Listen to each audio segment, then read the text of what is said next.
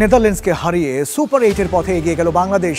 এই ম্যাচটিকে বলা হচ্ছিল সুপার 8-এ ওঠার সেমিফাইনাল। যেই দল জিতবে পরের পর্বে যাওয়ার কাজ ততটাই সহজ হয়ে যাবে। নেদারল্যান্ডসকে হারিয়ে সেটিই করেছে বাংলাদেশ। সাথে মিলেছে সাকিব আল হাসানকে নিয়ে তৈরি হওয়া অনেক প্রশ্নের উত্তর। মন বলছে বাংলাদেশ এবার কিছু একটা করে দেখাবে। যাই হোক, কি করে দেখাবে তা আমরা জানার চেষ্টা করব আজকে যিনি অতিথি রয়েছেন তার কাছ থেকে। আমরা আপনাদের প্রত্যেককে আমন্ত্রণ জানাচ্ছি Gram Bangla tubes limited ultimate world cup powered by Bhaiya housing, co sponsor ZSRM, Aviva finance, metal, Shahzadi hair colour, RIL angle and channel. আর আজকে আপনাদের সাথে রয়েছে আমি মোহাম্মদ ইমতিয়াজ এবং অতিথি হিসেবে আমাদের সাথে যুক্ত রয়েছেন সাবেক ক্রিকেটার, বাংলাদেশ ক্রিকেট দল ইশতিয়াক আহমেদ। ধন্যবাদ ইশতিয়াক ভাই, আমাদের সাথে আপনি কষ্ট করে সময় দিয়েছেন। Thank you. এবং ফ্যান জোনে যথারীতি রয়েছেন আমাদের 6 জন ফ্যান। আমরা একটু আপনাদের সাথে ছোট্ট করে পরিচিত হব, নাম বলবেন এবং কোত্থেকে এসেছেন। আসসালামু আলাইকুম, আমি মোহাম্মদ মুশফিকুর রহিম, আসছি সুদূর আধাইপুর বদলগাছি নওগাঁ থেকে। আর আমার সেকেন্ড হোম সাভার। সাভার, ওকে। নেক্সট একটু পাস করে দেবেন। আমি নাসিমুল বাড়ি নাসিব, এসেছি বীরশ্রেষ্ঠ নূর মোহাম্মদ পাবলিক কলেজ থেকে। ওকে। আসসালামু আলাইকুম, আমি এনামুল বাড়ি, এসেছি নজরুল বিশ্ববিদ্যালয় ময়মনসিংহ থেকে। এরপরে পেছনে। আসসালামু আলাইকুম, আমি মোহাম্মদ খালিদুজ্জামান চৌধুরী, আমি ঢাকা থেকে আসছি। এরপর। আসসালামু আলাইকুম, আমি মোহাম্মদ হাফিজুর রহমান তামিম, আমি সাভার থেকে এসেছি। সাভার থেকে, ওকে। তারপরে নেক্সট। আসসালামু আলাইকুম, আমি মোহাম্মদ রাসেল হোসেন, আমি সাভার থেকে এসেছি। ওকে, সাভার থেকে 3 জন, বাকিরা বিভিন্ন জেলা থেকে এসেছেন। অনেক অনেক ধন্যবাদ, আপনারা কষ্ট করে আজকে চ্যানেল 24 আয়োজনে আপনারা এসেছেন। নিশ্চয়ই আপনাদের সাথে আলাপ হবে। আমরা তার আগে দর্শক যারা গতকালের কুইজে অংশগ্রহণ করেছেন তাদের অ্যান্সারটি একটু দিয়ে আসতে চাই। ভারত বনাম যুক্তরাষ্ট্র ম্যাচে একমাত্র অর্ধশতক রান কে করেছিলেন আমরা প্রশ্ন রেখেছিলাম, এবং এই ছিল ঋষভ পান্ত এবং সূর্যকুমার যাদব বিতে ছিল। যিনি বিজয়ী হয়েছেন তাকে অবশ্যই অনেক বেশি অভিনন্দন। তিনি ব্রাহ্মণবাড়িয়া থেকে প্রীতম চক্রবর্তী। আপনার পুরস্কারটি যথারীতি খুব সহজেই আপনি পেয়ে যাবেন আমরা প্রত্যাশা করছি। এবং আজকে জন্য আপনাদের কুইজ হচ্ছে বাংলাদেশ বনাম নেদারল্যান্ডস ম্যাচে প্লেয়ার অব দ্য ম্যাচ কে? এ খুব সহজ, সাকিব আল হাসান, এবং বি রিশাদ হোসেন। আপনার মোবাইলের মেসেজ অপশনে WC দিয়ে স্পেস দিবেন, এরপরে এ অথবা বি লিখে পাঠিয়ে দিতে হবে 26969 এই নম্বরে। যত খুশি তত উত্তর কিন্তু পাঠাতে হবে। আগামীকাল অর্থাৎ শনিবার দুপুর 2টা পর্যন্ত আপনারা সময় পাবেন, এবং সর্বোচ্চ যিনি উত্তর দিতে পারবেন তিনি পেয়ে যাবেন আপনার মোবাইলে 1000 টাকার রিচার্জ। আমরা আমাদের সাথে অতিথি রয়েছেন ইশতিয়াক আহমেদ। আপনাদের সাথে যেমনটি বলছিলাম, আমরা ইশতিয়াক ভাই শুরুর দিকে একটা কথা আমরা বলছিলাম যে সাকিব আল হাসানের অনেক প্রশ্ন তৈরি হয়েছিল তার খেলা নিয়ে, তার পারফরমেন্স নিয়ে। আমরা তার উত্তরটা আপনার কাছে একটু জানতে চাইবো। তার আগে আমরা আরেকটা ছোট্ট তথ্য দর্শককে জানিয়ে আসতে চাই।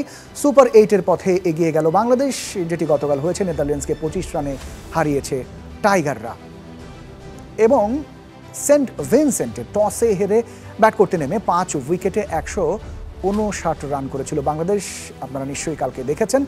সাকিব আল হাসান অপরাজিত 64 রানে তিনি ছিলেন। আন্তর্জাতিক ক্রিকেটের এটি সাকিবের 100তম হাফ সেঞ্চুরি। জবাবে 134 রানে থামে ডাচরা ওয়েস্ট ইন্ডিজের সেন্ট ভিনসেন্টে। আমাদের সহকর্মী রিজওয়ান এই খবরগুলো রাখছেন, এবং তার মাধ্যমে আমরা দর্শক আপনাদেরকে সবসময় জানানোর চেষ্টা করি সবশেষ ওখানকার আপডেটগুলো। ইশতিয়াক ভাই, আমরা যে প্রশ্নটি রাখছিলাম সাকিব আল হাসানকে নিয়ে বিভিন্ন দেশ বিভিন্ন রকম কথা বলছিল, বিশেষ করে সেহবাগ মূলত কথা বলবার পরে এটি আরও বেশি নড়ে চড়ে উঠেছিল, এবং সাধারণ মানুষের ভেতরে একটা প্রশ্ন তৈরি হয়েছিল যে কেন সাকিব আল হাসানকে খেলতে হবে, সাকিব আল হাসান এখন তার আগেই তাকে আসলে নিজের থেকেই বিদায় নেওয়া উচিত। এই যে বিভিন্ন রকম কটূক্তিমূলক এবং আক্রমণাত্মকমূলক কথা হয়েছিল, সেটির হয়তো কিছুটা জবাব সাকিব আল হাসান কালকের খেলার মধ্য দিয়ে দিয়েছেন। আপনার কাছে জানবো। ধন্যবাদ। আসলে এটা যেটা হয়েছে, সাকিব আল হাসান আমরা সবাই জানি যে মানের প্লেয়ার, সেই অনুসারে সেই হিসাবে তার থেকে আমরা মাঠে পারফরমেন্স খুব একটা পাচ্ছিলাম না। বিভিন্ন সময় বাংলাদেশ বিভিন্ন সময় প্রতিকূলতার মধ্যে দিয়ে গেছে, কিন্তু সাকিব আল হাসানের কোথাও আমরা স্কোর শিটে, স্কোর বোর্ডে কিংবা টিমের জেতানোর পিছে কোনো আমরা অবদান দেখছিলাম না। অথচ বিশ্বসেরা অলরাউন্ডার অনেক বছর ধরে, স্বাভাবিকভাবে তার কাছ থেকে একটা প্রত্যাশা তো থাকেই। খুব স্বাভাবিক। বেশি তার সম্বন্ধে কথাবার্তা হয়েছে, একটু আলোড়নের সৃষ্টি হয়েছে, ওয়ার্ল্ড মিডিয়াও তার উপরে একটু ফোকাস ছিল, এই জন্য যে ক্রিকেটের বাইরেও কিছু কিছু বিতর্কের ইয়ে হয়েছিল, যেটার পিছনে তার একটা ভূমিকা ছিল। সে নিজের সে নিজে সৃষ্টি করেছিল কিনা জানি না, বাট কিছু কন্ট্রোভার্সি ছিল যেখানে হি ওয়াজ সাবজেক্ট। বাট মাঠে কোনো performance at the end of the day যতই যায় হোক না কেন, মাঠে আমরা পারফরমেন্স দেখতে চাই। And mentally very tough, temperamentally very tough.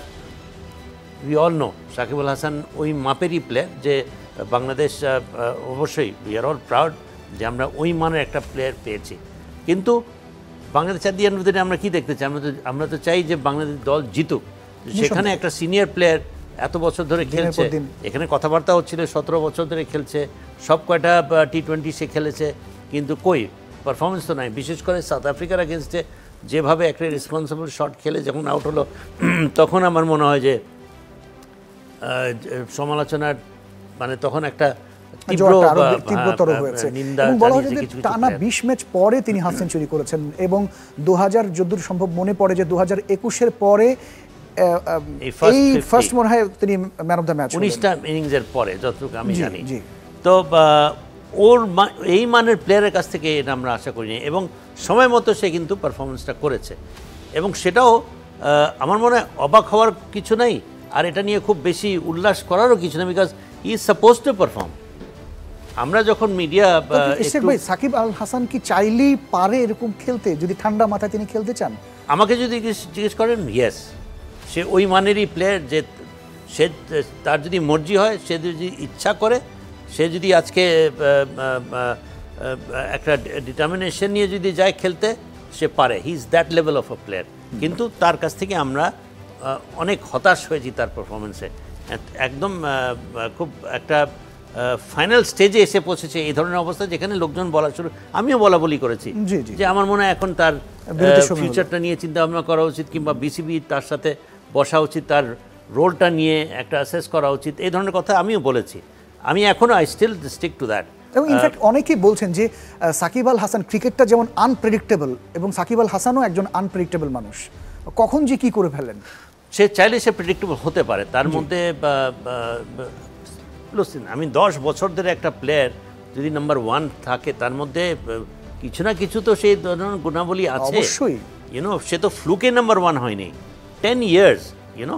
So but আমরা বাংলাদেশের জন্য পারফরমেন্সটা জেতার পিছনে যে কন্ট্রিবিউশন, এখন সময় এসছে, আমরা 20 বছর ধরে আন্তর্জাতিক ক্রিকেট খেলছি, অনেক সময় বিভিন্ন সময় বাংলাদেশ ব্যাকফুটে থেকেছে, বিপদে থেকেছে, সেখান থেকে তো we expect them to perform and win the match for Bangladesh. হ্যাঁ, অনেক ম্যান অফ দ্য ম্যাচ পেয়েছে, সে ওয়ার্ল্ড ক্লাস প্লেয়ার, কিন্তু আমার কাছে নিজের কাছে মনে হয় যে সাকিবের থেকে অনেক বেশি দিতে পারে। তার মধ্যে সবার মধ্যে এইটা থাকে না, মেন্টালি টাফ এবং অ্যাবিলিটিস যেটা সমন্বয় সব প্লেয়ারের মধ্যে থাকে না, এর মধ্যে আছে। কিন্তু এবিলিটি থাকার পরও দেন না কেন, সেটার জন্যই অনেক সে নিন্দার শিকার হয়েছে। এখন এটা পুরোপুরি তার উপরে ডিপেন্ড করে যে সে তারপরে এখন পলিটিক্স জয়েন করেছে, অ্যান্ড তার ফোকাস আউটসাইড অফ ক্রিকেটও অনেক রয়েছে।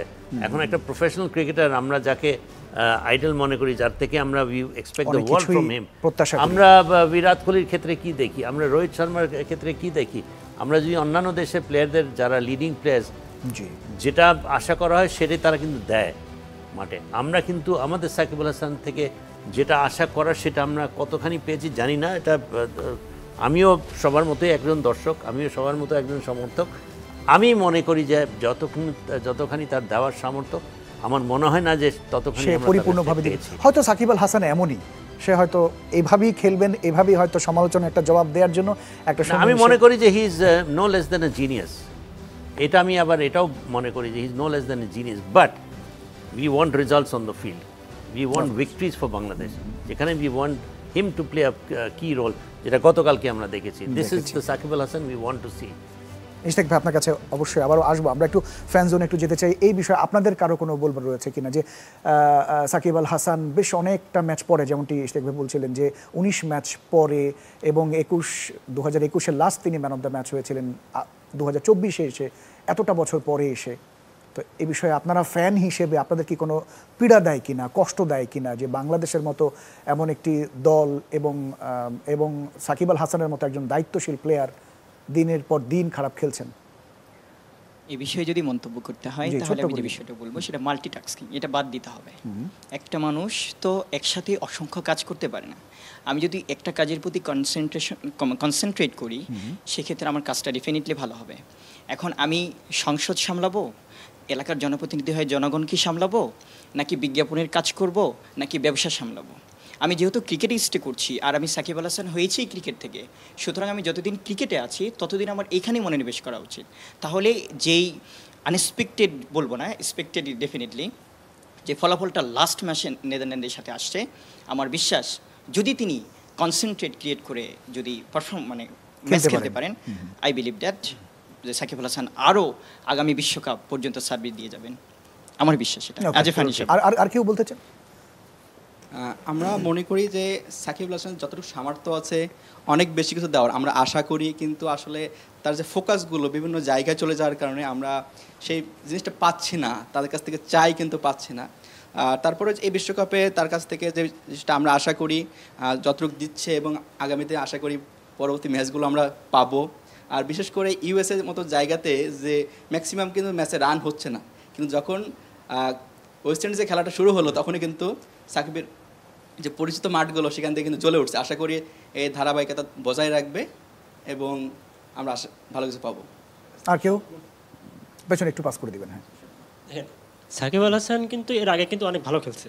যে আমরা যে দেখলাম যে 19 ম্যাচ পরে যে সে হাফ সেঞ্চুরি করলো, জি। তার আগে কিন্তু সে ভালো খেলছে। যতদিন পর্যন্ত আমি মনে করি যে রাজনীতি প্লাস আদার সাইডে সে না আসি নাই, তার আগে কিন্তু সে কন্টিনিউয়াসলি ভালো খেলছে।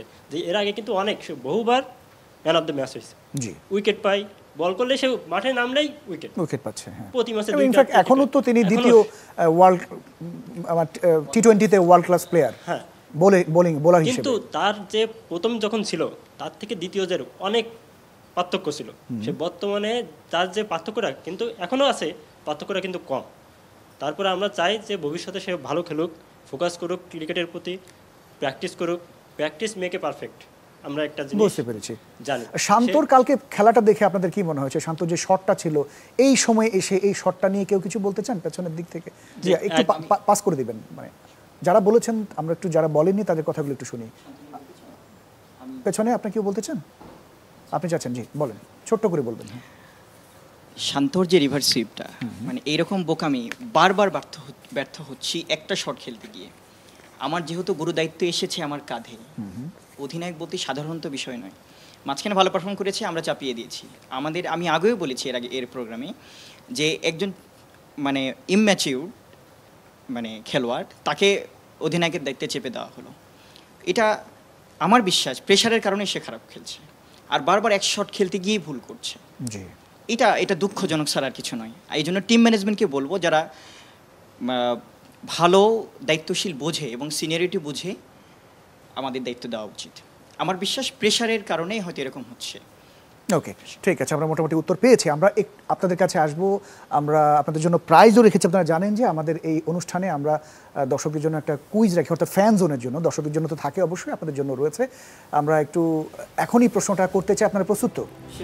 এবং নিয়মটা নিশ্চয়ই আপনারা জানেন, নিয়মটা যে আমরা অ্যান্সারটা আপনারা আমি বলবার পরে যিনি আগে হাত তুলবেন তাকে আমরা উত্তর জানতে চাই, তিনি উত্তর দেবেন। আমরা শুরু করছি। ওকে, খুব সহজ একটি প্রশ্ন, আশা করি আপনারা উত্তর দিতে পারবেন। বাংলাদেশ বনাম নেদারল্যান্ডস ম্যাচে সাকিব আল হাসানের 19 মাস বলছেন আমাদের ইশতিয়াক ভাই, 20 মাস অথবা 20 ইনিংস পর এই হাফ সেঞ্চুরিটি দলকে জেতাতে ভূমিকা রাখেন, তাই তো? কিন্তু প্রশ্ন আমার এটা না, প্রশ্নটা হচ্ছে এটি কততম হাফ সেঞ্চুরি? আচ্ছা, প্রথমে তিনি হাত তুলেছেন, আপনি পরে তুলেছেন, তাই তো ইশতিয়াক ভাই? একটু মাইকটা পাস করে দেন। 100তম। শততম হাফ সেঞ্চুরি। উত্তরটি সঠিক হয়েছে টি-20-তে, এবং আমি ইনফ্যাক্ট যখন কথা বলছিলাম তখন আমি কিন্তু এই উত্তরটি বলেও দিয়েছি। তো আশা করছিলাম যে আপনারা সবাই হাত তুলবেন, কিন্তু আপনারা হাত তোলেননি। যাই হোক, অভিনন্দন আপনাকে। আপনার কি নাম বলেছিলেন? নাসিমুল বাড়ি। নাসিমুল বাড়ি। আপনার প্রাইজটি আমরা অনুষ্ঠানের শেষাংশে দিয়ে দেওয়ার চেষ্টা করব। আমরা আবারও ইশতিয়াক ভাই আপনার কাছে একটু আসবো। শান্তর বিষয়টা বলছিলাম, যে তিনি বলছিলেন, একজন ফ্যান বলছিলেন যে শান্তর এই যে অধিক আত্মবিশ্বাস বলি, আবার ক্যাপ্টেন্সির একটা দায়িত্বের যে একটা চাপ থাকে, সেই জায়গা থেকে কি এই ধরনের শট আসলে তিনি খেলতে পারেন, এবং সেই প্রথম দিককার এই সময়টায় এর আগেও করেছেন একই কাজ? আমার মনে হয় যে কিছুটা প্রেশার, ইয়েস, বাট ওনার সাথে আমি পুরোপুরি, মুশফিকের সাথে আমি পুরোপুরি একমত না যে একেবারে ইমেচিওর। নো, আমার মনে হয় সে এরকম খারাপ সময় আগেও গেছে।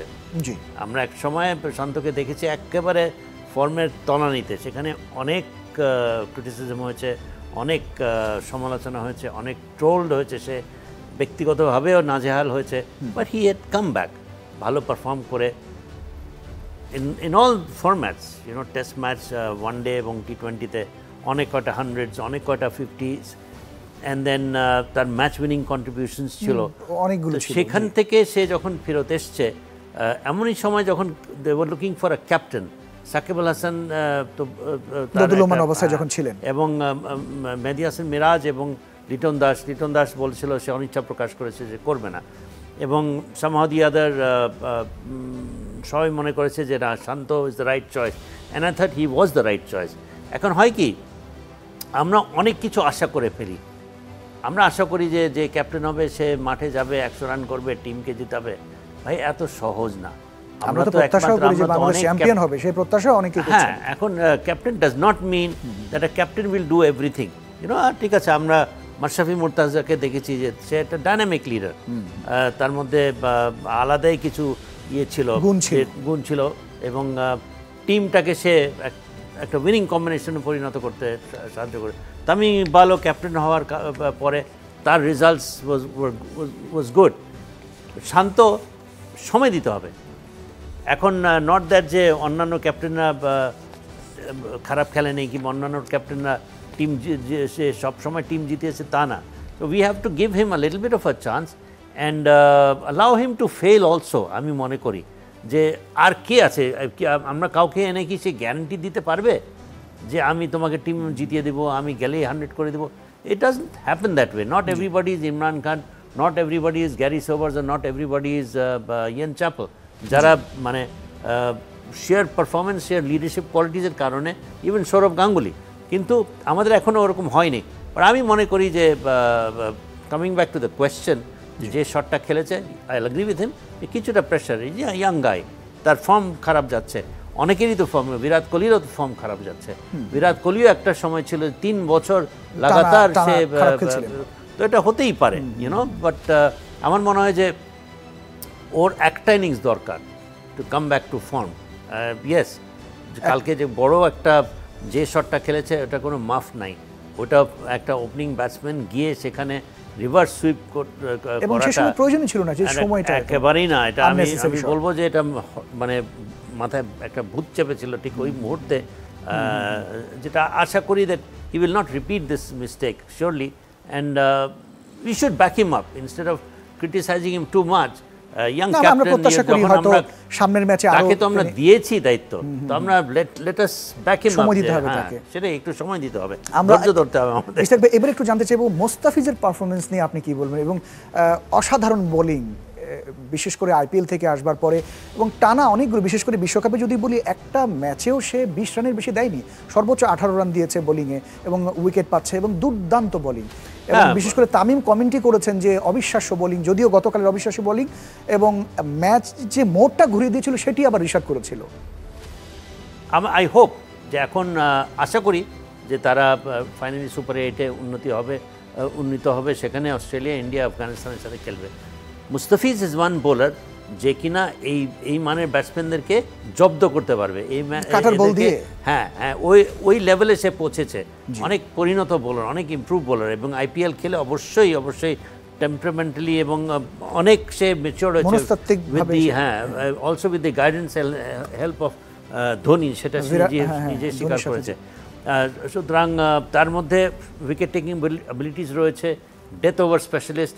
ডেথ ওভার স্পেশালি কিন্তু যে সে হতে পারে না, ডেথ ওভার স্পেশালিস্ট ওরকমই একটা ওকে দেখলে মনে হয় না, but he mentally must be very strong and very কুল, যে ওই সময় গিয়ে এই বলটা মানে তার কিছু কিছু আছে ডেলিভারিজ যেগুলো হেল্প করে, হিজ কন্ট্রোল, হিজ ভেরিয়েশন সব কিছু মিলিয়ে দেখা যায় যে সে মানে he turns out not to be expensive. হ্যাঁ, মাঝে মধ্যে মার খেয়ে গেছে, বাট ইদানিংকালে তাকে দেখা যাচ্ছে যে সে তাকে রিলাই করা যেতে পারে, যেটা সবচেয়ে ক্রুশাল মোমেন্টে গিয়ে সে দায়িত্বটা পালন করে, যেটা চোখে তার থার্ড ওভারটা বিশেষ করে that is where you really prove yourself to be cool and very mentally strong and very accurate. সবচেয়ে বেশি ফাস্ট বোলারদের যেটা দরকার সব গুণাবলী, সে কিন্তু এমনি ঠান্ডা প্রকৃতির লোক, ওরকম অ্যাগ্রেসিভ না। ফাস্ট বোলার যেরকম হয় না, খুব গরম মেজাজের, খুব বডি ল্যাঙ্গুয়েজ ওরকম অ্যাগ্রেসিভ, সেরকম কিছু না, খুব ঠান্ডা মাথার bowler, but a very mature bowler, and Bangladesh is lucky to have someone like him in the someone like silent killer. নবাগত রিশাদকে নিয়ে যদি কিছু বলেন, যে এই যে নতুন নতুন যারাই আসছে, আমরা কারো থেকে কেউ কম যাচ্ছে না, সবাই যার যার জায়গা থেকে খুব দুর্দান্ত পারফর্ম করছেন। ওয়েল, নতুন এসছে, খুব বেশি কিছু আমাদেরকে বলা সুযোগ কম থাকে, ঠিক হবে না। এই জন্য যে আমাদের প্লেয়ারদের মধ্যে একটা জিনিস যেটা আমার মনে হয় সবাই রাজি হবে, ধারাবাহিকতার অভাব। So let him play for 2-3 years. Tawhid Hridoy, let him play for 3-4 years. আমরা খুব তাড়াতাড়ি খুব বেশি উঠিয়ে দিই। But yes, coming back to your question, Rishad Hossain, অনেক বছর পরে আমরা একটা লেগ স্পিনার পেয়েছি যে কিনা উইকেটও পাচ্ছে, টল লেগ স্পিনার, এবং তার মধ্যে লেগ স্পিনের মধ্যে তার খুব বেশি টার্ন করাতে পারে না, লম্বা সে এক্সট্রা বাউন্স পায়, কিন্তু এখানে সে টার্নও করাতে পারছে, এক্সট্রা বাউন্সও পাচ্ছে, অ্যান্ড মার খাওয়ার পরে ঘাবড়াচ্ছে না। So these are the things that leg spinner suppose to have, এইসব গুণাবলী। আমার মনে হয় যে রিশাদ হোসেনও বাংলাদেশের জন্য একটা new find, new sensation. Let's all pray that he continues to play like this. আমরা একটু ফ্যান জোনে যদি যাই, এই দুজনের বিষয়ে আপনাদের কারো কোনো বলবার রয়েছে কিনা, একটু মাইকটা যদি পাস করে দেন। রিশাদ হোসেন আসলে আমাদের জন্যই আশীর্বাদ স্বরূপ, যে লেগ স্পিনার আমরা অনেক বছর পরে একটা লেগ স্পিনার পাইলাম। এখন লেগ স্পিনাররা দেখা যাচ্ছে একটা ওভারে 4টা বলে খারাপ করবে, কিন্তু 2টা বল ভালো করবে, যেটা রিশাদ করছে গতকাল। এবং 2টা বলেই টার্নিং পয়েন্ট, 15তম ম্যাচে একদম 50-50 ছিল। সুযোগ দিতে হবে, যে এক ম্যাচ খারাপ করবে সুযোগ দিতে হবে, তাদেরকে ড্রপ করা যাবে না। আরেকটা বিষয় যেটা আমাদের টপ অর্ডারের সমস্যা, ওইখানে যদি আমরা সুনীল নারায়ণের ক্ষেত্রে যেটা দেখছি, তাকে সামনে নিয়ে আসা হয়েছে আইপিএল থেকে। রিশাদকে তো তার একটা পাওয়ার হিটিং আছে, যদি সামনে নিয়ে আসা যায় কোনোভাবে, সমস্যা হচ্ছে। আমরা সাব হিসাবে তাকে যদি সামনে নিয়ে আসতে পারি ওপেনে, এক ম্যাচ দেখতে পারি, আমরা যাচাই করা যেতে পারে। রিশাদ সামনে আশা করি অলরাউন্ডার হবে আমাদের জন্য একটা আশীর্বাদ স্বরূপ। আর কেউ আমি আগে একটু বলতে চান? উনি একটু বলতে, আমাদের বাংলাদেশ টিমে একটা জিনিস, কেউ খুব লাকি, কেউ আবার অল্পতে আনলাকি হয়ে যায়। তেমন রিশাদ যদি 2-1 ম্যাচ খারাপ খেলে, তো এমন হইতে পারে সে দল থেকে বাইরে হয়ে যেতে পারে। তো আশা করব এমনটা জানি তার সাথে না হয়। রাইট, ওকে, অ্যাবসলিউটলি রাইট। দুইজন সম্পর্কে জিজ্ঞেস করা হয়েছে। রিশাদ সম্পর্কে ওরা বলেছে, আমি মুস্তাফিজ সম্পর্কে বলবো, যদিও স্যার বলেছেন মুস্তাফিজ আস্তে আস্তে কিন্তু বিশ্বমানের খেলোয়াড় হয়ে যাচ্ছে। আইপিএলের মতো বড় মঞ্চে অলরেডি হয়ে গেছে অলরেডি। আইপিএলের মতো বড় মঞ্চে খেলার কারণেই কিন্তু সে বড় বড় ব্যাটার, বাঘা বাঘা ব্যাটসম্যানকে মোকাবেলা করার সুযোগ হচ্ছে, বিধায় বুঝতে পারছে কোন জায়গায় বল যদি ফেলে কোথায় ট্রান করিয়ে কীভাবে উইকেট পাওয়া যায় এবং ম্যাচের মোড় ঘুরিয়ে দেওয়া যায়। আপনি বলতেছিলেন যে ঠান্ডা মাথায় খেলে, আর আমি সেটা অ্যাডিশন করে বলেছি সাইলেন্ট কিলার। সেক্ষেত্রে আমরা যদি ফ্র্যাঞ্চাইজি লিগগুলোতে বাংলাদেশের খেলোয়াড়গুলোকে খেলার সুযোগ করে দেই, তাহলে হয়তোবা সেটা বিগ ব্যাশ হতে পারে, সেটা পাকিস্তানের পিসিএল হতে পারে, শ্রীলঙ্কার লিগগুলো হতে পারে, ক্যারিবিয়ান লিগগুলো হতে পারে, এছাড়াও আইপিএল তো আছেই। তো আমরা কি করি, আমরা ছাড়পত্র দিচ্ছি না, বিভিন্ন ধরনের জটিলতা ক্রিয়েট করছি, তো ইভেন বিভিন্ন ধরনের রেস্ট্রিকশন তৈরি করে দিচ্ছি। এতে করে কি হচ্ছে, আমাদের দলটা কি এগিয়ে যাচ্ছে এই বাধাবিঘ্নের মধ্যে আটকিয়ে রেখে, গণ্ডির মধ্যে আটকিয়ে রেখে? অথচ আপনি খেয়াল করেন ক্যারিবীয় ক্রিকেটার যারা, ওয়েস্ট ইন্ডিজের যারা, তারা কিন্তু ওয়ার্ল্ড ক্লাস খেলোয়াড় হয়ে গিয়েছে। অ্যান্ড্রু রাসেল বলেন, ক্রিস গেল তো কিছুদিন আগে গেল। তারা কোথা থেকে তৈরি হয়েছে? বিগ ম্যাচের মতো প্ল্যাটফর্মে গিয়ে খেলে, তারপরে আইপিএলের মতো প্ল্যাটফর্মে খেলেই তো তারা উঠে আসছে। কিন্তু বাংলাদেশে কিন্তু এই অপরচুনিটি ক্রিয়েট করছে না যারা দায়িত্বশীল বসে আছে। তো এই জন্য এই বিষয়গুলো নিয়ে অবশ্যই যারা টিমের বড় বড় লিডারশিপে আছে, দায়িত্বশীল আছে, তাদেরকে নিয়ে এগুলো নিয়ে ভাবতে হবে। এটা অনেক ধন্যবাদ। আর কেউ বলতে চান? ওকে, আমরা ইশতিয়াক ভাই আপনার কাছে আবার একটু আসি। সাইলেন্ট কিলার বলা হয়ে থাকে, তিনি বলছিলেন রিশাদের কথা, কিন্তু সাইলেন্ট কিলার কিন্তু আমরা জানি একজনকেই, যিনি মাহমুদুল্লাহ রিয়াদ, যিনি দিনের পর দিন চমৎকার খেলে যাচ্ছেন এবং বলা হচ্ছিল যে এবারের বিশ্বকাপটা তার হয়তো শেষ বিশ্বকাপ হবে, কিন্তু আবার কেউ কেউ বলছেন যে না, তার আরও খেলা উচিত। বিশেষ করে সাকিব আল হাসান বলেছেন যে যতদিন তার ভেতরে এই খেলার স্ট্যামিনাটা আছে, এনার্জিটা আছে, তিনি খেলে যাবেন। বিশেষ করে প্রথম ম্যাচে আমরা দেখেছি যে 13 বলে 16 রান করেছেন। সেকেন্ড ম্যাচ যদি আমরা হেরে গেছি, সেখানেও তিনি 20 রান করেছেন এবং গতকাল যে নেদারল্যান্ডসের সাথে সেখানেও তিনি ভালো খেলেছেন। এই যে একের পর এক তার চমৎকার ধারাবাহিকতা এবং তার বিষয়ে যদি আপনার কোনো মূল্যায়ন থাকে। হ্যাঁ, সবচেয়ে বড় জিনিস হচ্ছে যে as long as he is fit, yes, বয়স হচ্ছে বাকিদের থেকে 38 বছর বয়স, সিনিয়র। আমি মনে করি ফ্র্যাঙ্কলি, আমি ইভেন মনে করি তামিম, মুশফিক এদের মধ্যেও টি-20 খেলার মতো দে স্টিল হ্যাভ দিস অ্যাবিলিটিস, কিন্তু তারা খেলছে না, ফিটনেস তারা খেলছে না। এই জন্য একটা ভ্রান্ত ধারণা যে একটু সিনিয়র হয়ে গেছে চলে না, এবং আমার এখানে হাতুরুজ সিং এর আমি মনে করি যে অনেকখানি একটা ওদের ইসের পিছনে একটা বড় কারণ। বাট মাহমুদুল্লাহ রিয়াদকে তো চেষ্টা করেছিল দাবি রাখতে, পারে তো নাই। মানে এখনো আমি মনে করি বাংলাদেশের কয়েকটা ফিট প্লেয়ারের মধ্যে Mahmudullah Riyad is one of the fittest players. তো যতদিন ফিটনেসটা বজায় রাখতে পারবে, সাকিবকে দেখলে তো কোনো আনফিটনেসের কোনো কিন্তু আমরা পাচ্ছি না। সে ভালো খেলতে পারছিল না, সেটা অন্য কারণে, not because of his physical unfitness. Yes, চোখের কিছু প্রবলেম থাকতে পারে, সেটা একটা বড় problem.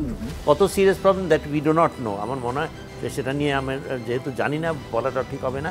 But as far as their future in cricket is concerned, আমার মনে হয় যে we still need Tamim and Mushfiq back into the টি-20, not just Sakib and Mahmudullah Riyad.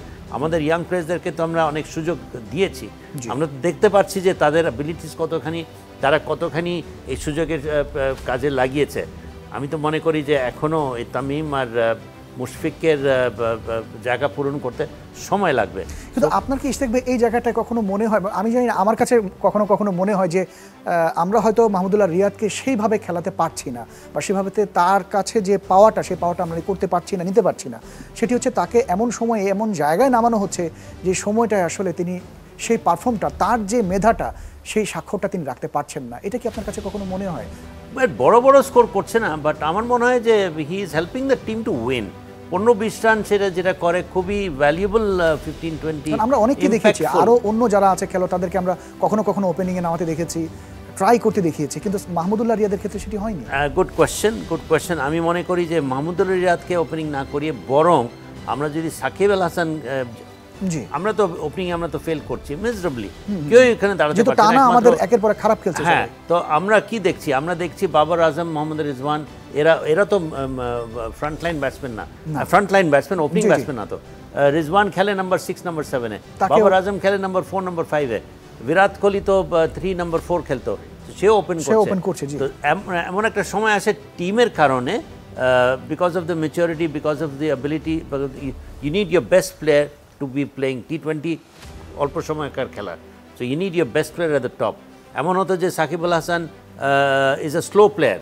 No, Sakib Al Hasan is a মারমুখী প্লেয়ার এবং যথেষ্ট তার অভিজ্ঞতা রয়েছে, এবং এমনই একটা প্লেয়ার যে গিয়ে অন্যান্যদের যেরকম ব্রেন ফেড হয়ে গেল, শান্ত একটা শট খেলে ফেললো, ইয়াং প্লেয়ার, ইমেচিওর প্লেয়ার, কিছুটা প্রেশার। সাকিব আল হাসান ওই প্রেশারের মধ্যে থাকার মতো প্লেয়ার না।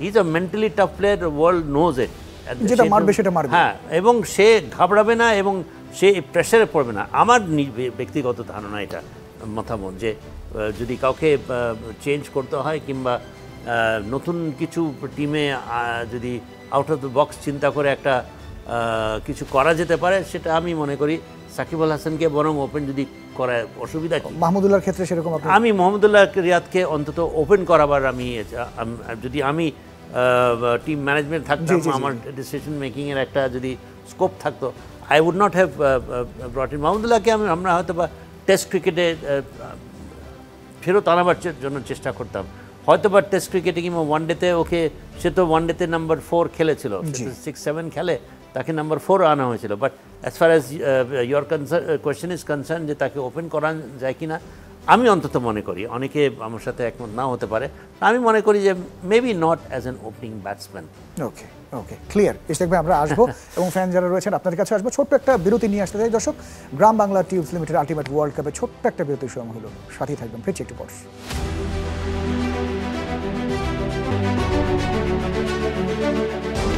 বিরতির পর আরেকবার স্বাগত। Gram Bangla tubes limited ultimate world cup powered by Bhaiya housing, co sponsor ZSRM, Aviva finance, metal, Shahzadi hair colour, RIL angle and channel. আমাদের সাথে অতিথি হিসেবে যুক্ত রয়েছেন বাংলাদেশ ক্রিকেট দলের সাবেক ক্রিকেটার ইশতিয়াক আহমেদ, এবং আমাদের সাথে ফ্যান জোনে রয়েছেন 6 জন অতিথি। আমরা ইশতিয়াক ভাই আপনার কাছে আসবো। বাংলাদেশের খেলা নিয়ে আমরা প্রথম পর্বে অনেকক্ষণ আলাপ করলাম। এবারের বিশ্বকাপটা যেন কেমন হচ্ছে, যে ইংল্যান্ড ধুকে ধুকে খেলছে, যাবে কি সুপার এইটে, যাবে কি যাবে না, একটা সন্দিহান অবস্থা। ওখান দিয়ে নিউজিল্যান্ড বাদ পড়ে গেল, পাকিস্তানও তাদের ভাগ্য ঝুলে আছে ইউএসএর খেলার উপরে। আজকে যদি ইউএসএ হেরে যায় তো এই হচ্ছে বিষয়। এবং কালকে রাতে যদি আরেকটা ম্যাচের কথা বলি, যে ইংল্যান্ডের সব খুব সম্ভবত ওমানের উপরে ঝাড়লো কালকে, তো ওই বিষয়টা নিয়ে, ওই খেলাটা নিয়ে যদি, ম্যাচটা নিয়ে যদি একটু পর্যালোচনা করি আমরা। হ্যাঁ, আপসেট হয়েছে। যেমন নিউজিল্যান্ড যেভাবে খেলেছে প্রত্যাশিত ছিল না। পাকিস্তান তাদের স্বভাব সুলভ খেলায় খেলেছে, unpredictability, all about unpredictability as far as Pakistan team is concerned. England গেল বছর ওয়ার্ল্ড কাপেও তারা এলিমিনেট হয়ে গেছিলো, এবছরও ওরকমই মনে হচ্ছে।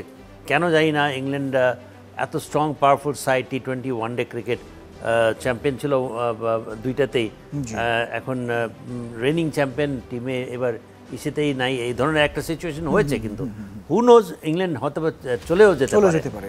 বাট আমার মনে হয় যে মেন কারণটা অতটা এক্সাইটমেন্ট কিংবা অতটা ইয়ে ছিল, I think because of wickets. কারণ T20 এবং ওয়ানডে ক্রিকেট কি 4 ছক্কারই তো খেলা, ব্যাটসম্যান ডমিনেটেড ফরম্যাটস এগুলা। তো আমরা ব্যাটসম্যানদেরকে ডমিনেট করতে দেখি নেই, একটা সেঞ্চুরিও নাই। আমার 70-80ও কেউ করেছে না, আমার তো মনে পড়ে না। এমনই একটা টুর্নামেন্ট যেটা best of the world batsman are playing and there is not even a score of 70-80।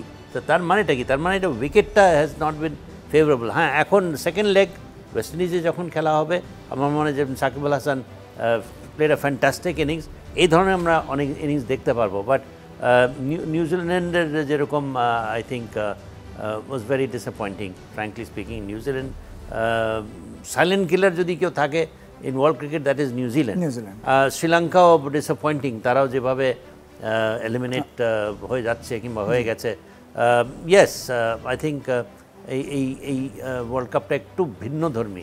আমরা ইউএসএ এসছে, উই আর হ্যাপি। ইউএসএ যদি ফাইনাল ডেটে কোয়ালিফাই করে, I have my doubts though, because আয়ারল্যান্ডের সাথে খেলা, I am putting my money on Ireland.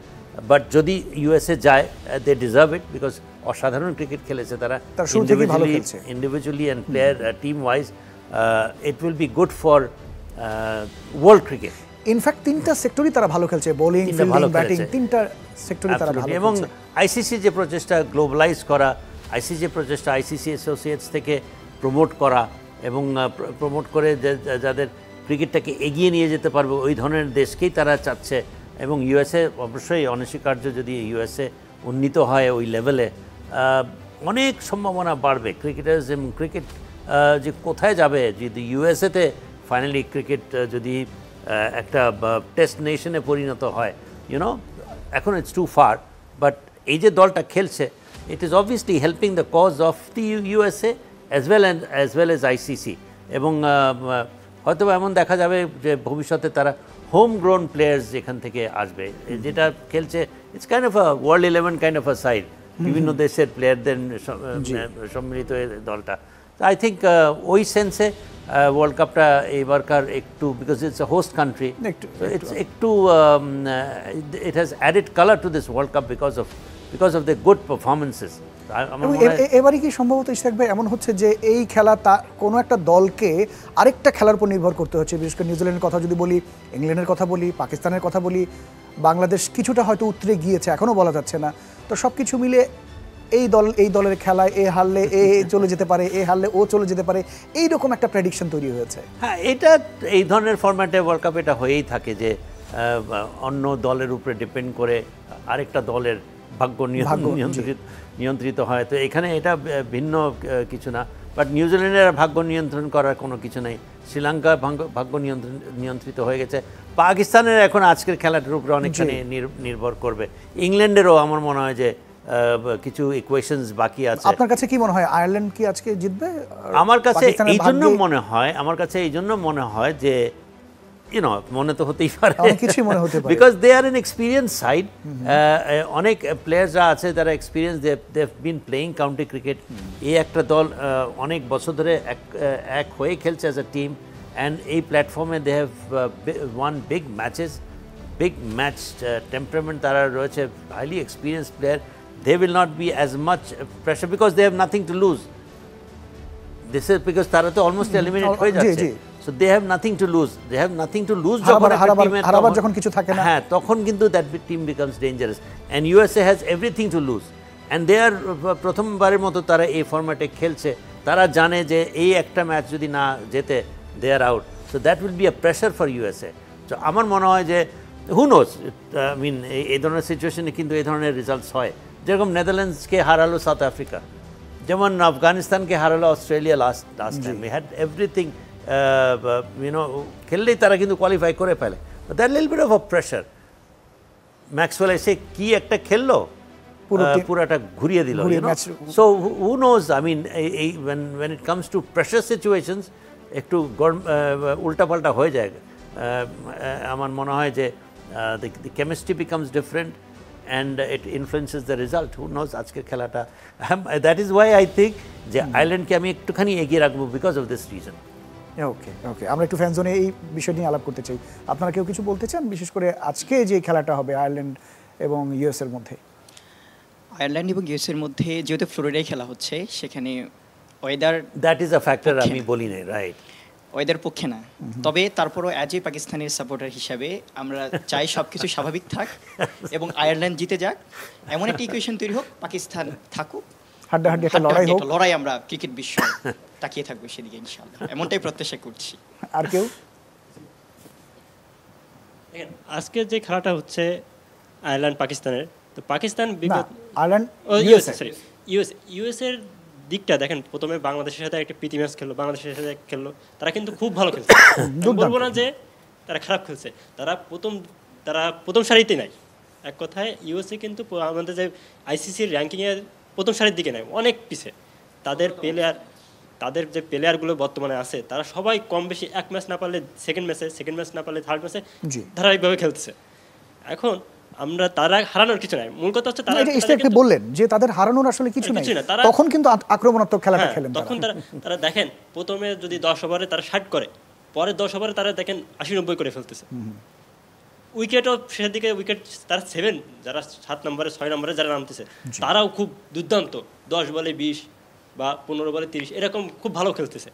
যার কারণে আমি বলবো যে আয়ারল্যান্ড থেকে ইউএসএ এগিয়ে থাকবে, ইউএসএ জিতবে ইনশাআল্লাহ। আচ্ছা, আপনি শুধু দ্বিমত পোষণ করছেন যে আয়ারল্যান্ড থেকে ইউএসএ এগিয়ে থাকবে, আর কেউ একটু মাইকটা পাস করবেন? যেহেতু আয়ারল্যান্ড ইউএস এর ম্যাচ এবং ইউএসএতেই খেলাটা হচ্ছে, হোম কন্ডিশনে অবশ্যই ইউএসএ এগিয়ে থাকবে, কিন্তু অভিজ্ঞতার দিক দিয়ে আমি বলবো আয়ারল্যান্ড অবশ্যই এগিয়ে থাকবে। এবং আয়ারল্যান্ডের যে টপ অর্ডারের দিক একজন পারফর্ম করতে পারে, তাহলে আশা করি ম্যাচটার ঘুরে যাবে। যদি ওয়েদার সব কথা ওয়েদার যদি অনুকূলে থাকে, রাইট। আর কেউ বলতে চান? আচ্ছা, যদি বলতে না চান তাহলে আমরা একটু গতকালের যে রাতের যে ম্যাচটা হয়েছে, বিশেষ করে ইংল্যান্ড এবং ওমানের মধ্যকার এই ম্যাচটা নিয়ে একটু কথা বলতে চাই। এক পেশে কি মনে হয়েছে কখনো কখনো গিয়ে যে ওমান কিন্তু সবসময় এর আগের যতগুলো ম্যাচ আমি দেখেছি, আমার দেখার সুযোগ হয়েছে, ভালো খেলেছে, কিন্তু ইংল্যান্ড কি একটা আহত বাঘের মতো একাই ঝাঁপিয়ে পড়লো, মানে মনে হচ্ছিল খেলাটা। আমার গতকাল খেলা দেখে মনে হচ্ছিল যে আইপিএল মনে হয় আবার শুরু হয়ে গেল, আইপিএলটা আবার মনে হচ্ছে শুরু হয়ে গেল। আইপিএল এর যে ঝাঁজটা ছিল ওটা কিছুটা পাইলাম ওইখান থেকে, যে মানে আহত, যেটা বললেন আহত বাঘের মতো, শেষ কিছু নাই, এখন দিতে হবে, বাঁচতে হবে। আমার এখন আমি একটা অবস্থায় পড়ে গেছি, এখান থেকে উঠতে হবে, আমাকে কিছু করার নাই, তখন আমার মরণক্রম দেওয়াই লাগবে, দিয়ে সেটাই হয়েছে আর কি। আচ্ছা, আর কেউ বলতে চান? আচ্ছা, আর কেউ যদি বলতে না চান তাহলে আপনাদের জন্য আমরা আরেকটা কুইজ রাখতে চাই এই মুহূর্তে। করবো প্রশ্ন? আপনারা প্রস্তুত তো? Sure. ওকে, তাহলে আমরা প্রশ্ন করি এখন। খুব সহজ প্রশ্নই করি আপনাদের জন্য, সহজ প্রশ্নই আমি তৈরি করেছি আপনাদের জন্য। আফগানিস্তান বনাম পাপুয়া নিউগিনি ম্যাচে প্লেয়ার অফ দ্য ম্যাচ, আমি বলিনি, প্রশ্ন শেষ করিনি, হাত নামিয়ে ফেলেন, আবার বলি, প্লেয়ার অফ দ্য ম্যাচ কে হয়েছিলেন? হ্যাঁ, ফারুক। আপনি No, হাত no. তুলেছেন? না, জি। he was first. বলেন। ফজলে ফারুকি। আচ্ছা, আমি কিন্তু আগে হাত তুলেছিলাম এর আগে। না, না, প্রশ্ন কিন্তু শেষ করার এর আগেই হাত আগে তুলেছিল, আগে yes. আমি তো প্রশ্ন শেষ করিনি। হ্যাঁ, তাহলে আমরা মনে হয় আরেকটা প্রশ্ন করি, নাকি ইশতিয়াক ভাই কি বলেন? তাকে কি প্রাইজ দেওয়া যায় ওনাকে? উনি বলে না, দিয়েছেন। এটাতে ফেয়ারলি সে আগে তুলেছে, তুমি তুলেছো কিন্তু প্রশ্ন শেষ শেষ করবার করার আগে। আগে। হ্যাঁ, সো অন দ্যাট কাউন্ট আমার মনে হয় যে আনফরচুনেট। আচ্ছা, তাকে আমরা প্রাইজ দিতে পারি? হ্যাঁ, ওকে, ঠিক আছে, অভিনন্দন আপনাকেও। আমরা মনে হয় প্রাইজটা আপনাদের দিয়েই দিই, তারপরে বাকি আলাপগুলো আমরা করি। প্রথমে যে প্রাইজটি পেয়েছিলেন আপনি আসবেন। হ্যাঁ, অভিনন্দন আপনাকে, চ্যানেল 24 পক্ষ থেকে শুভেচ্ছা। আপনাকে অভিনন্দন, এটি আপনার জন্য। Thank you very much. বসবেন। Thank you. এবং আপনারা চাইলে শেয়ার করে নিতে পারেন, কোনো সমস্যা নেই, যেহেতু না, আবার তার প্রশ্ন, তার উত্তর আমার মনে হয় হ্যাঁ, smartly, ইয়েস ভালো করছেন। You win a prize. Thank you so much. Ishtiaq ভাই, আমরা আজকের খেলা নিয়ে একটু যদি আলাপ করি। আজকে সকাল আমরা আফগানিস্তানের খেলা দেখলাম এবং আফগানিস্তান সুপার 8-এ সম্ভবত চলে যাচ্ছে। এই খেলা নিয়ে যদি কিছু বলবার থাকে আপনার। 2-1 সাইডেড আমি বলবো। একটা সময় তো দুইটা ওপেনিং ব্যাটসম্যানকে যখন আউট করলো, ইব্রাহিম জাদরান এবং গুরবাজ, আমি মনে হয় ওয়ার্ল্ড ক্রিকেট এখন দ্য বেস্ট ওপেনিং পেয়ার। দুর্দান্ত, এদেরকে দুর্দান্ত। দুইজনকে একসাথে ফেল করতে দেখিনি এখনো। অনেক দিন ধরেই তো খেলা দেখছি মানে কেউ না কেউ ধরছেন। হ্যাঁ, কেউ না কেউ ফেল, বাট সে fail আজকে করলে সে ধরছে। দুইজনই ফেল করেছে। হ্যাঁ, হ্যাঁ। এবং কাকতালীয়ভাবে আজকে। গুলবদিন নায়েব মনে হয় এফি, কিন্তু গুলবাজের সম্ভবত এখন পর্যন্ত হাইস্ট রান এবং দুটো অর্ধশতক। হ্যাঁ, ফ্যান্টাস্টিক রহমতুল্লাহ গুরবাজ স্টার্ট। highest run হ্যাঁ, হাইয়েস্ট রান করেছে নিউজিল্যান্ড এগেনস্টে, অসাধারণ ব্যাটিং করেছে। গুলবদিন নায়েব ভালো খেলেছে আজকে, ওমর জাই মোটামুটি ভালো খেলছিল, আর মনে হয় নাবি was not out. So this is a very powerful batting side. যদি আরও দুই একটা উইকেট পড়ে যেত, আমার মনে হয় হয়তো আফগানিস্তানের জন্য একটু এগিয়ে থাকতেন। আমার মনে হয় they were too strong a side. Papua New Guinea and Afghanistan no match, complete mismatch. And Afghanistan বোঝাই যাচ্ছে যে টপ 8-এ গেলে এরা তারা একটা বড় শক্তিশালী প্রতিদ্বন্দ্বী ইয়ে হবে একদম। আমার মনে হয় এখানে কারণ নিশ্চয়ই কোনো সন্দেহ নাই। আমরা যেহেতু যদি লাস্ট ওয়ার্ল্ড কাপের দিকে তাকাই, যেভাবে তারা খেলে এসছে আর এখন পর্যন্ত যেভাবে তারা খেলে যাচ্ছে, দিস ইজ একেবারে পুরো একটা পরিণত দল। তাদের ভেতরে একটা দুর্দান্ত টিম স্পিরিট একটা খেয়াল করি আমরা একেবারে মানে যেটা অন্য কোনো টিমে আমি এটা খেয়াল করি না। তাদের ফিল্ডিং থেকে শুরু করে প্রত্যেকটা প্লেয়ার, যে একটা প্রত্যেকটা ডিপার্টমেন্টে অ্যাবসলিউটলি। আমরা একটু আপনাদের কাছে একটু যদি জানার চেষ্টা করি, আজকের সকালে যে খেলাটা হলো। আফগানিস্তানের বরাবরই আফগানিস্তানের বোলিং, ব্যাটিং, ফিল্ডিং অসাধারণ এক কথায়। কারণ ওদের ওয়ার্ল্ড ক্লাস, আমি বলি যে নবী খুব ভালো বল করে, ফারুকের কথা তো নাই বললেই নয়। সে প্রথম ম্যাচ ভালো করলো, প্রথম ম্যাচে ম্যান অফ দ্য ম্যাচ হয়েছে, 5টা উইকেট পায় সে। সেকেন্ড ম্যাচ ভালো করে এবং আজকে সকালে যেটা হলো সেটাও সে 4টা উইকেট পায়। সে প্রতিনিয়ত পারফরমেন্স করে যাচ্ছে। তাছাড়াও তাদের যে ওপেনিং যা, তাদের তো প্রথম ম্যাচে তারা কি প্রায় 70+ রানে নট আউট। ফারুকুর 3 ম্যাচে 12 উইকেট পেয়েছেন সম্ভবত এখন পর্যন্ত। 3 ম্যাচে 12 উইকেট না, ইভেন ব্যাটিং এ টপ স্কোরার কিন্তু আফগানিস্তানের। আপনার কথাটা শুনি, তারপর আপনার কাছে একটু শুনি। জি, তো তারা হচ্ছে যে ব্যাটিং এ ওপেনিং যারা দেখেন অন্য দেশের তুলনায় তাদের ওপেনিং কিন্তু অসাধারণ। তারা দেখেন উইকেট আজকের ম্যাচে উইকেট পড়লেও তারা কিন্তু শেষ পর্যন্ত অনেক ভালো খেলছে। প্রথম ম্যাচে তারা কিন্তু উইকেটই, প্রথমে ওপেনিং জুটি কিন্তু প্রায় 70 রান প্লাস ওপেনিং জুটি। সো তারা বোলিং করতেছে ভালো। তাদের বোলিংয়ের ভিতরে নবী আছে, ফারুকি আছে, তারপর হচ্ছে আপনার লেগ স্পিনার রাশিদ খান আছে। এরা কিন্তু তারপরে কি এদের যে অনেক প্লেয়ার বাইরে, এটা কিন্তু তারা কিন্তু বুঝতে দেয়নি। এদের ভিতরে দেখেন ইব্রাহিম জাদরান কিন্তু অনেক ভালো খেলছে। আর পাপুয়া নিউ গিনির নতুন দল হিসাবে আমি বলবো না খুব বেশি একটা খারাপ খেলছে, যে তারা যেহেতু আফগানিস্তান এখন ফর্মে আছে সেই তুলনায় তারা যথেষ্ট ভালো খেলছে। জি, অনেক ধন্যবাদ। আপনি বলবেন। জি, একটু আগে যা বলছিলাম যে আফগানিস্তানের এমন কিছু প্রোডাক্টিভ পটেনশিয়াল খেলোয়াড় আছে যা যে কোনো সময় মোড় ঘুরিয়ে দিতে পারে। সেটাই আমরা লক্ষ্য করেছি আজকে সকালের ম্যাচে। ইভেন এই 24-এর যে ওয়ার্ল্ড কাপ চলছে, এখানে তো টপ স্কোরার 2 জন, ব্যাটিং বোলিং দুজনেই তো আফগানিস্তানের। তার মানে বোঝাই যাচ্ছে এই বিশ্বকাপে হয়তো এমন একটা অঘটন তো বলবো না, এমন কিছু ঘটতে যাচ্ছে হয়তো ক্রিকেট বিশ্ব মনে রাখবে অবিস্মরণীয়ভাবে, এমনটাই প্রত্যাশা করছি। তো মানে মনে রাখবে বলতে আপনি ভালো বোলার এবং ভালো ব্যাটার হিসেবে যারা এগিয়ে গেছে আফগানিস্তানেরই, এবং অন্য কিছু ভাবনা বলতে চ্যাম্পিয়ন হিসেবে কি ওরকম ভাবছেন? স্বপ্ন দেখতে তো আর বাধা নেই, যে পারফর্ম করছে আমার বিশ্বাস হয়তো কিছু ঘটতে পারে। আফগানিস্তান ফাইনাল খেললে আমরা হয়তো অবাক হব না। বাংলাদেশের সাথে অ্যাজ এ বাংলাদেশি হিসাবে অবশ্যই বাংলাদেশকে ফাইনালে দেখতে চাই। এখন পর্যন্ত যা পারফর্ম দেখছি, যদি আরেকটু কনসিস্টেন্সি বজায় রেখে যদি পারফর্ম করা যায় মাথা ঠান্ডা রেখে, তাহলে হয়তো হয়তো এমন কিছু ঘটতে যাচ্ছে। সেই জায়গাটা কি মনে হয় বাংলাদেশ এবং আফগানিস্তানে যদি খেলা হয়? আমি জানি না, আমরা তো অনেক কিছুই প্রত্যাশা করতেই পারি, যেটা ইশতিয়াক ভাই বলছিলেন। আপনার কাছে কি মনে হয় সেখানে কি বাংলাদেশ উতরে যেতে পারবে? আমরা যেহেতু মায়ের দোয়া টিমের তকমা পেয়েছি, আর দোয়ার মাধ্যমে অনেক কিছুই পরিবর্তন হয়, ভাগ্যরও নাকি পরিবর্তন হয় শুনেছি। তো সেক্ষেত্রে আমরা যদি মানে ছাইনাবাজ দিয়ে বসে যদি দোয়া করতে থাকি আর যদি চেষ্টা করতে থাকি, তাহলে অসম্ভব বলে কিছু নয়। অবশ্যই বাংলাদেশি হিসাবে বাংলাদেশকে এগিয়ে রাখবো এবং বাংলাদেশ জয়লাভ করুক, ওয়ার্ল্ড কাপে একটা ভালো অবস্থান তৈরি করুক, আমরা সেটাই প্রত্যাশা করবো অ্যাজ এ ক্রিকেট ফ্যান হিসাবে। অনেক ধন্যবাদ, অনেক ধন্যবাদ। আমরা আরেকটি বিষয় ইশতিয়াক ভাই আপনার কাছে একটু আসি। আজকে কালকে খেলা আছে, 2টা খেলা। 5:30টায় সাউথ আফ্রিকা নেপালের খেলা আছে এবং উগান্ডা বনাম নিউজিল্যান্ড 6:30টায় আছে। এবং নিউজিল্যান্ড তো একটা চাপে রয়েছে এবং ওই জায়গাটায় সাউথ আফ্রিকাও একরকম চাপে আছে। এই 2টা ম্যাচ নিয়ে মানে আপনার কাছে কি মনে হয় যে নেপালের সাথে সাউথ আফ্রিকা এবং উগান্ডার সাথে নিউজিল্যান্ড? ওয়েল, এর মধ্যে নেপালি একটা দল যেটা কিনা ইয়াং সাইড, তারা ইমপ্রেস করার চেষ্টা করবে।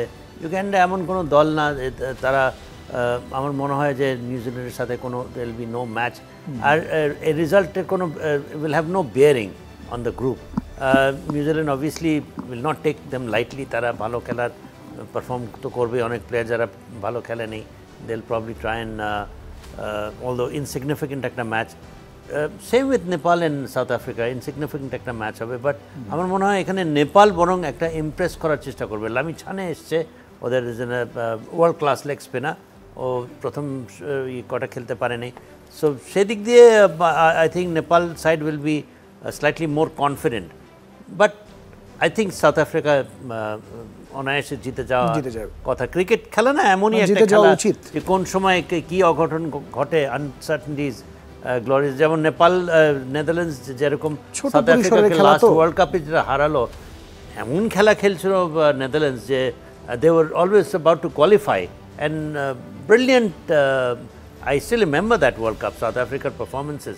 But Netherlands এর খেলা, they knew that Netherlands যদি জিতে যায় South Africa will be out, প্রেসারে পড়ে South Africa হেরেই গেল। এরকম কোনো কিছু যে ঘটবে না কালকে, এটা বলা তো যায় না। But I still think South Africa will be favorites for tomorrow's game. ওকে, অনেক ধন্যবাদ। আমরা মোটামুটি উত্তর জেনেছি। আমরা এবারে আমাদের সময় একেবারেই শেষ প্রান্তে রয়েছে। আমরা একটু বাংলাদেশের ভবিষ্যৎ জায়গাটা নিয়ে একটু আলাপ করতে চাই, বিশেষ করে বাংলাদেশ সুপার 8-এর পথে। এবং সামনে আরেকটা ঈদের দিন, আমাদের বাংলাদেশ সময় ঈদের দিনেই খেলা হচ্ছে, সম্ভবত ভোর 5:30টায়। তো সেই ম্যাচে বাংলাদেশকে কোন পর্যায়ে বা কোন প্লেয়ার দেখে খেলানো উচিত, বা তখন প্ল্যানিংটা কি হওয়া উচিত?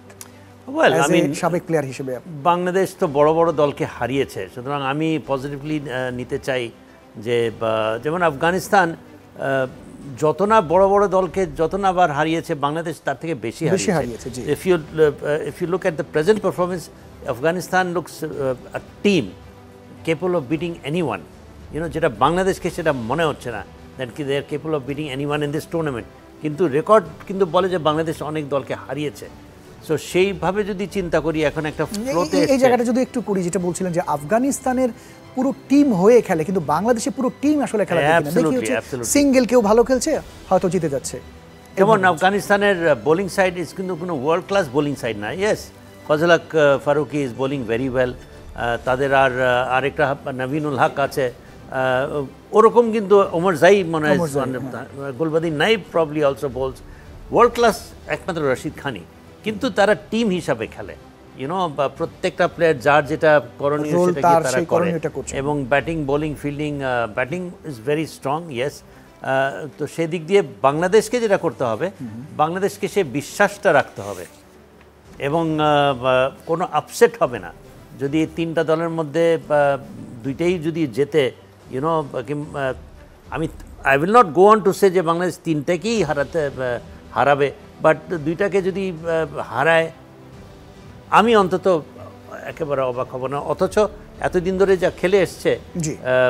সারপ্রাইজ যেরকম আমরা আশাই করিনি যে মানে না জানি কি খেলে বাংলাদেশ, আল্লাহ ওরকম একটা অসহায় একটা অবস্থায় ছিলাম, but look at the way they have come back. নিশ্চয়ই নিশ্চয়ই আমরাও সেই প্রত্যাশা করি এবং বাংলাদেশ ভালো খেলবে, ভালো খেলে যে স্বপ্নের কথাগুলো এতক্ষণ আমরা আলাপ করছিলাম যে বাংলাদেশ হয়তো ফাইনালে খেলবে এবং চ্যাম্পিয়ন হবে, সেই প্রত্যাশা আমরা নিঃসন্দেহে করতেই পারি।